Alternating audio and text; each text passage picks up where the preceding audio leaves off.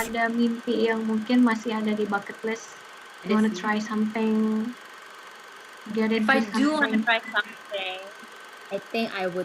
Kayaknya this time I think I'd like to try marriage. That's a good one. This guy is very smart. Dia very good in talking. Dia tahu how to manipulate the situation. Gue kayak ngerasa trapped banget. He knew how to make the situation better. Nanti dia kayak ketemu bokap gue, terus kayak sit down with my dad. Waktu itu nggak hanya orang tua gue minta orang tuanya dia juga datang. Mau rasa malu atau apa, tapi kayak at the end of the day, gue menyelamatkan diri gue harus menyelamatkan diri gue gitu. Dan kayak kalau misalnya you have good foundations gitu, your love for yourself itu yang menyelamatkan sih. Waktu itu benar-benar kayak ya malu deh, tapi gue harus menyelamatkan diri gue dari sini. Di saat itu kayak gue dikasih dua pilihan how to see it, dua perspektif. Lo mau malu atau lo mau bangga bahwa lo udah lepas dari keadaan itu. Ada cerita para puan. Banyak juga sebetulnya perempuan yang masih mengalami ini ya, insecurity soal takut kehilangan orangnya, padahal mereka udah ngalamin banyak lah gitu. Mungkin ada yang masalahnya soal kesetiaan gitu kan, tapi ada juga kan yang misalnya sifatnya lebih fisik gitu, yang mungkin sifatnya abusive, apakah itu fisik ataupun itu kata-kata gitu ya. Itu kan sebenarnya ada yang berani keluar gitu ya, ada yang akhirnya dia mau keluar, tapi ada yang masih merasa kayak, aduh kalau gue konfrontir, gue akan kehilangan orangnya, lalu gue mau ngapain dong, kan ada kayak gitu ya, La. Do you have a take on that? Menurut Lala gimana? That's why it's really good memang to have close friends.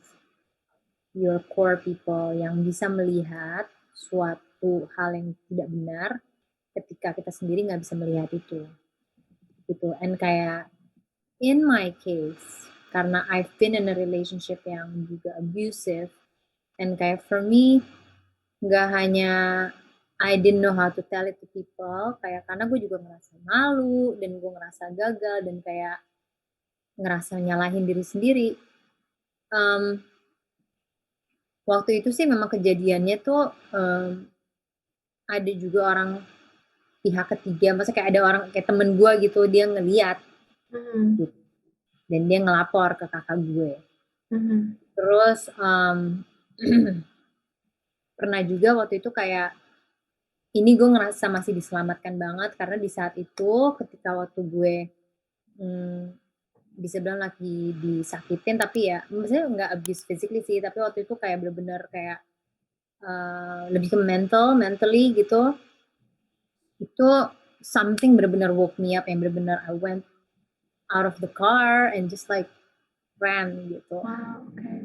Yeah, so and then abis itu bener-bener I just told my parents about it gitu. Dan mereka pun kaget gitu. Mereka pun kaget kayak disbelief juga gitu. It was also hard for them karena mereka dekat waktu itu sama gue yang itu. If we're talking about a situation like that gitu, and if I have to send out a message, have your close people itu still close gitu. Menurut gue, when it comes to a partner, kayak kita bisa banget dikelabu. Yeah, I mean we can be so drowned in love and everything. Tapi good, kita juga masih punya orang-orang yang akan pull us back to reality if we need it. Paling kalau misalnya gue udah sayang sama orang, I try to always adjust, sabar gitu, not give up, itu kayak naturally aja kali ya. Suka tantangan gitu, ada juga kan cewek-cewek yang suka tantangan gitu. Nah mungkin dengan memiliki orang-orang yang bisa menahan kita dari rasa itu penting. Tapi kalau misalnya kita memang bukan orang yang memang nggak bisa terbuka ke orang-orang terdekat kita pun, that's where I feel like being a faithful person, that's where I feel our iman Gimana caranya sih lah ngumpulin keberanian buat cerita ke orang tua? Apakah waktu di cerita lo dulu itu cukup mudah untuk langsung cerita gitu karena dekat dengan orang tua, atau malah agak cerita apa enggak ya gitu? Sebenarnya gue juga bertahap ceritanya. Karena it was hard for me juga that time. Bertahap, dan waktu itu kayak strateginya adalah waktu itu nggak hanya orang tua gue minta orang tuanya dia juga datang. Okay. Gitu. Terus kayak approach-nya waktu itu adalah kayak ini yang susah banget, tapi alhamdulillah the love that I have for this person, karena ya mungkin you love this person ya, gimana sih rasanya kayak you care for this person, itu kayak gue channel it to forgiveness gitu. Gimana caranya dengan gue memaafkan orang ini sepenuhnya, tapi orang ini jangan ganggu gue lagi. I believe like orang yang melakukan itu, of course they're wrong gitu, tapi nggak hanya mereka salah, tapi emang dari merekanya sendiri ada yang salah. Karena if it's they're normal, they wouldn't do that. Berarti di dalam diri mereka tuh ada yang salah gitu. That's where I try to forgive. Dan kayak when I go that far, gue juga somehow heal myself gitu. I forgive also, karena kayak forgiveness menurut gue tuh very strong sih, dan it heals banget. Balik lagi gue bisa melakukan itu karena ya I had my parents there gitu, dan that's what we decided. Everything will be forgiven, tapi the relationship berakhir di sini. Pernah ada titik mau mundur nggak sebelum ngumpulin keluarga untuk biar saling tahu gitu ya duduk perkaranya, ini terjadi begini-begini, pernah ada keinginan buat mundur, udahlah nggak usah deh gitu? Enggak sih, waktu itu memang kondisinya memang gue tuh udah setahun terakhir di hubungannya tuh udah lebih trying to survive the relationship, how to get out from the relationship gitu. Karena this guy is very smart, dia very good in talking, dia tahu how to manipulate the situation, which is gaslighting gitu lah. Yeah, which is was apa? Iya, itu sickening banget sih, karena gue kayak ngerasa trap banget. He knew how to make the situation better. Nanti dia kayak ketemu bokap gue, terus kayak sit down with my dad, bla bla bla gitu-gitu. Pinter dia. Pinter, tapi kayak whatever bentuknya I had to misalnya say what I had to say, mau rasa malu atau apa, tapi kayak at the end of the day gue menyelamatkan diri gue harus menyelamatkan diri gue gitu. Dan kayak kalau misalnya you have good foundations gitu, your love for yourself itu yang menyelamatkan sih. Waktu itu benar-benar kayak ya malu-malu deh, tapi gue harus menyelamatkan diri gue dari sini. Ini cara gue menyelamatkan diri gue gitu. Nanti kayak recover deh, nanti recovernya nanti tapi keluar dulu deh gitu. Waktu itu terus sih yang ada di otak gue. Jadi kayak, tapi ya itu waktu itu berat sih, very complicated feeling sebenarnya. Kalau misalnya dijabarin dengan kata-kata mungkin emang susah, apalagi kayak thinking kayak nggak semua orang punya that fight spirit. Waktu itu ya alhamdulillah gue fight it banget. Kayak nggak menerima nih, nggak boleh nih, this cannot happen to me. Gue selalu ngomong. Apa sih lah, kalau boleh tahu tuh manipulasinya berarti kan ke orang sekitar lo ya lah ya, tapi ke lo-nya sendiri itu seperti apa sih yang dia lakukan? Would you mind giving us an example? Ya dia bilang dia nggak bermaksud, this is an issue yang dia harus betulin, dan dia butuh gue untuk bantu dia untuk ngebetulin isu ini dalam hidupnya. And then like the person will sort of feel like give you a role and a position di mana lo ngerasa kayak, oh ya gue yang bisa nyembuhin orang ini. Itu jebakan. We cannot heal anyone. Especially when people have those kind of issues, mental issues. Itu kita nggak bisa. Unless ya we're a psychologist and like we're certified for it. Okay. I know I'm not gitu. Dan saat itu gue sempet juga terjebak kayak, oke, gue mau bantu dia deh. Gue kayak mau ngerubah dia karena kalau dia nggak kayak begini, he's actually a good guy gitu. I can do this gitu ya. Ya, apalagi buat cewek-cewek yang mencari role mereka in the relationship.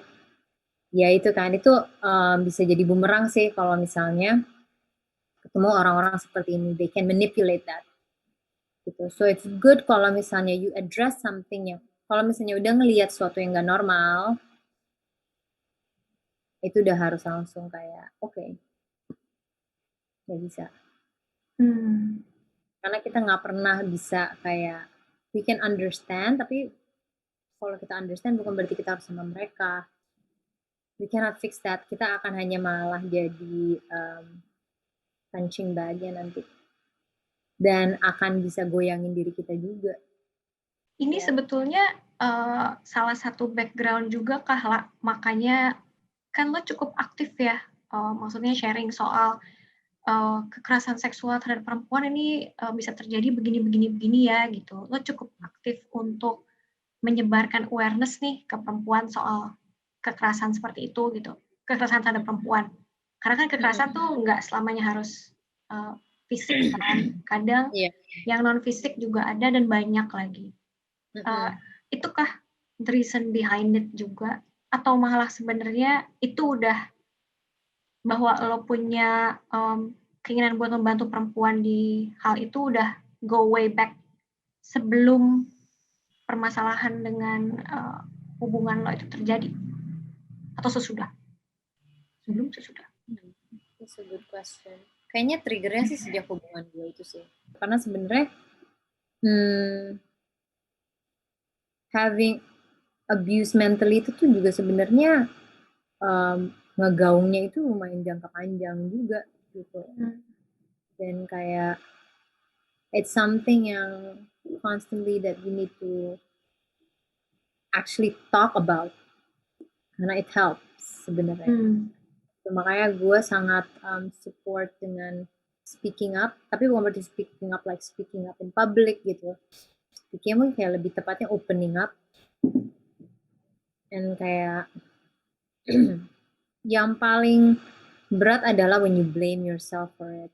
Mungkin dengan platform yang gue punya dan pengalaman yang gue punya kayak I feel motivated to share the story karena siapa yang bisa gue bantu di luar sana yang bisa relate ke cerita ini, paling penting adalah tahu bahwa mereka nggak sendirian, mereka nggak satu-satunya yang mengalami hal ini gitu. Dan semoga dengan mereka tahu adanya orang lain di sana yang punya perasaan seperti ini, mereka nggak ngerasa ini semua jadi harus menjadi beban mereka gitu. They can share it gitu. Kayaknya memang tertriggernya tuh di situ karena pertama kali waktu itu gue diajak sama Hana sih, diajak sama Hana untuk ngobrolin soal ini gitu. Pertama gue kayak kaget kayak, what, gue yang diajak ya gitu. Waktu itu sebenarnya gue cuma ditanya pendapat aja, tapi kayak gue pikir dia tahu apa yang terjadi ke gue gitu. Ternyata nggak ada. Terus entah kenapa pas waktu di hari itu gue did the interview dan gue cerita, kayak a big bag itu kayak lifted. Justru pas akhirnya cerita, ya. Karena di saat itu kayak gue dikasih dua pilihan how to see it, dua perspektif. Lo mau malu atau lo mau bangga bahwa lo udah lepas dari keadaan itu. Gitu. And right away I choose the other one. Gitu. I'm proud that I got through that, but I'm most proud that I get to forgive myself that it happened. Ya. Karena akhirnya cerita ke orang bahwa itu terjadi, itu kayak satu step healing yang beda ya. Iya.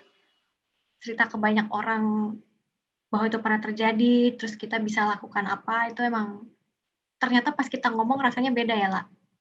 Iya. Rasanya La, sepertinya lo jadi ini ya, apa namanya, lo kayak punya purpose juga ya, salah satu purpose hidup lo akhirnya juga ngasih tahu ke lebih banyak perempuan gitu ya, untuk aware terhadap hal-hal kayak gini gitu kayaknya. Ada nggak sih yang kira-kira lo mau sampaikan gitu ya, you can use this platform to do it, ke kawan puan yang mungkin saat ini tuh mungkin dia takut ya.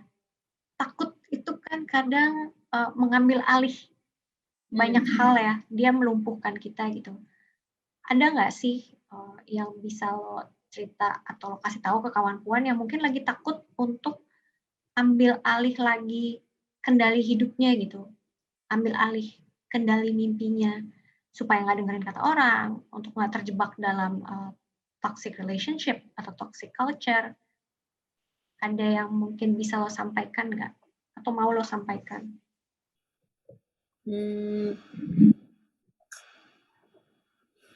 Pertama, if ada di sini yang memang sedang berada di hubungan yang challenging, lagi merasakan under abuse mentally or ya hopefully not physically, tapi if gitu you're in a wrong situation. Jadi in a wrong situation kayak ini situasi that you don't need to be in gitu. And like kalau reaching out is scary for you, it's okay to feel like that. But courage-nya atau keberaniannya tuh ada di dalam diri kalian untuk menerima kejadian yang sedang terjadi sekarang dan juga tell yourself that this is not supposed to happen to you. Dan know that you are not alone, meaning kayak you can speak out. Kayak it's tricky memang karena mungkin ngerasa it's an embarrassment atau apa, kayak yang penting you need to save yourself dari wrong situation itu. And the fact that you know you're not alone dan ada platform-platform ini yang dimana kalian bisa share, please reach out.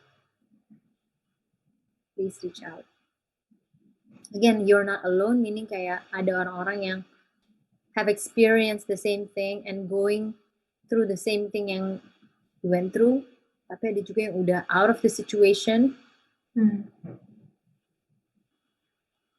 And you can be there gitu, you can be there, you can be out of the situation as well. Kayak when you're in a relationship, because it's private, jadi memang hanya kamu yang bisa make that first move.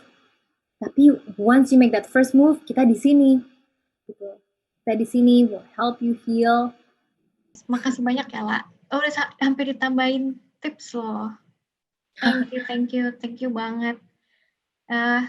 Sebetulnya doanya jadinya adalah kiranya kawan puan yang dengar dan mungkin ada di situasi yang sama, akhirnya jadi bisa belajar juga dari ceritanya Lala ya. Nggak semuanya kelihatannya indah di permukaan doang. Ada juga pasti yang terjadi ya di kehidupan kita masing-masing, the struggles kita melewati hal itu. Lala mungkin pernah di posisi sama dengan kawan puan yang juga lagi mengalami, tapi Lala bisa keluar dari situ dan bisa take control hidupnya lagi ya, La. Ya, dan kayak everyday gue masih healing kok. Emang gak instan ya? Yeah, everyday. Karena memang it's something yang very painful that happened. Everyday you're healing. Again, bagi orang yang udah keluar dari situasi itu kayak you're healing. Tapi paling gak you're healing kayak on your own gitu. Lo gak di dalam, you're not inside that trap again. Benar. Makasih banyak ya, La. Thank you so much. Terima kasih ya kawan puan sudah menyimak obrolan para puan dengan Lala dari awal sampai di menit terakhir ini. Dari hasil obrolan tadi, sepertinya ada 2 hal yang bisa kita ambil sebagai intisarinya. Yang pertama, kalau tadi kata Lala, nggak ada masalah kalau kita punya mimpi yang terus berubah, karena Lala juga mengalami hal yang sama. Karena mencoba berbagai macam hal yang baru itu malah bisa membuat kita merasa lebih hidup. Nah, yang kedua, kalau kita merasa insecure karena seseorang atau merasa insecure terhadap lingkungan terdekat kita pertama-tama perlu menerima dan mengakui bahwa perasaan itu ada. Dan kita perlu mengungkapkan juga perasaan itu. Apakah itu ke orang-orang terdekat atau mungkin ke orang tua. Tapi yang tadi kita bisa ambil dari Lala adalah harus bisa mengungkapkan itu, menceritakan itu. Dan kalau sampai misalnya kita bertemu dengan orang-orang dekat atau lingkungan yang malah memicu insecurities atau justru malah menolak dan jadi memanipulasi perasaan kita, membuat kita sebagai pihak yang salah, berarti malah ada yang salah dalam hubungan tersebut. Kita harus cukup was-was melihat situasinya. Bila itu terjadi, tips dari Lala tadi adalah yang pertama, selamatkan dulu diri kita dengan berani terbuka. Balik lagi ke poin 1. Semoga semua obrolan dengan Lala dan tips yang sudah Lala berikan bisa bermanfaat ya buat kawan puan. Dan kalau misalnya kawan puan punya perjalanan yang mungkin sama seperti Lala dalam masalah mewujudkan mimpi atau soal perjuangan untuk keluar dari hubungan yang beracun, hubungan dengan kekerasan, boleh loh share pengalamannya di kolom komentar di bawah. Atau kalau misalnya kawan puan ingin memberikan support buat teman-teman lain, kawan puan lain yang mungkin saat ini sedang mengalami hal yang dirasakan oleh Lala di hubungannya yang sebelumnya, boleh juga meninggalkan komentar yang menyemangati di bawah. Terima kasih banyak kawan puan sudah mengikuti podcast kita kali ini. Kita ketemu lagi di episode yang berikutnya. Thank you. Bye.